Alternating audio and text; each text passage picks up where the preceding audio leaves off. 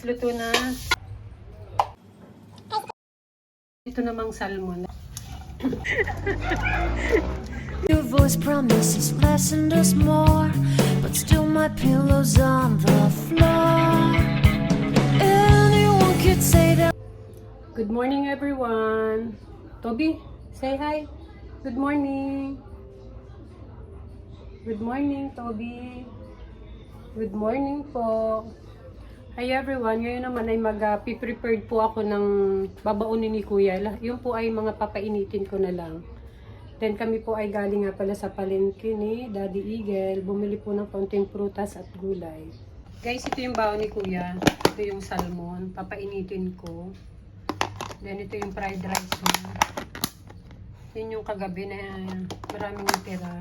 And then ito yung salad niya na kahapon na may tira pa rin. So, iinit ko tong dalawang to ngayon.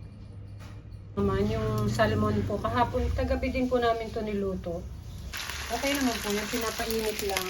Yan po yung babaunin ni Kuya ngayon. Try po ninyo to adobong salmon. Masarap po siya. Ang salmon, lalagyan natin ulit si Kuya nito. Ito yung babaunin niya.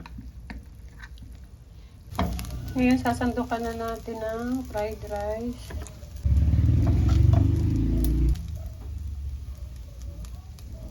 Kahapon. Ito yung salad niya kahapon. May tira pa. Papabaon na namin. Kasi favorite niya to eh. Konti na lang. Pero okay na. Kasya naman sa kanya to. Ito yung baon niya ngayon ni Kuya. Adobong salmon. Fried rice with chicken. And ampalaya salad. Yan na po natin.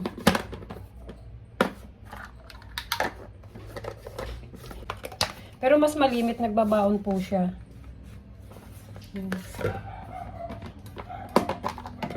Ito yung salmon.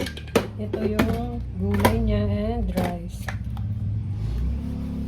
So, ito po yung kanyang lunch for today ulit.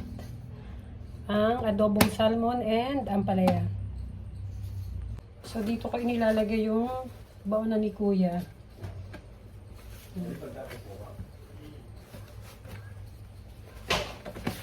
Yan. So, meron din pong dala kahapon si Daddy Eagle na pandesal. Gusto rin daw po ni Kuya. So, ito yung breakfast niya. Papainitin na lang niya sa office. Ganito na. Guys, galing kaming palengke. Bumili po ako ng ampalaya. Bumili din po kami ng talong. Yes. Kaunting kamatis. And meron din pong nakabili. Bumibili po lagi kami nitong apple kasi ito po yung kinakain ni Daddy Eagle. Meron pa rin po kami sa bahay. Pero ito po ako po yung may favorite dito. Then lansones. Napakatamis po ng lansones naming nabili. Yan. So ito po yung upo. Amin pong igigisa ni Daddy Eagle mamaya, lalagyan po ng miswa. Pagkatapos namin mag-breakfast, mag-prepare ng baon ni Kuya, kami muna ay naglakad-lakad ni Toby dyan. So, itinakbo ko dyan kasi pag nandun na po kami sa may padulo ng konti doon, sa may sasakyang yun, tumitigil siya doon sa area yun, hindi namin alam kung bakit. Kaya itinakbo ko siya. Pero, nung nandun na kami sa malapit doon sa may padulo ng kaunti, tumigil talaga siya. Ayaw talaga niyang dumaka doon. Ang ginawa ko, pinatakbo ko na siya pabalik. Okay. Nung matapos naming maglakad, nag-prepared naman ako para magluto ng upo. Yung ginisang upo po yan. Ginayat ko po siya ng 4, then ginayat ko po siya ng maliliit. Guys, yan. Nagigisa na po kami.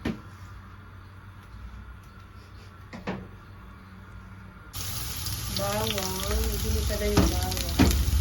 Sunod ay sibuyas, kamatis.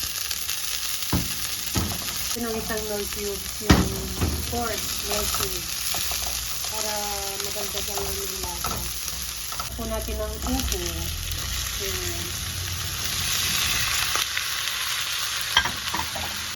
Magpiprito din po kami ng Gigi.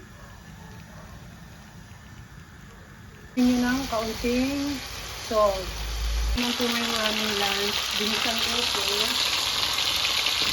At saka itong galunggong. Guys, luto na ang binisang upo.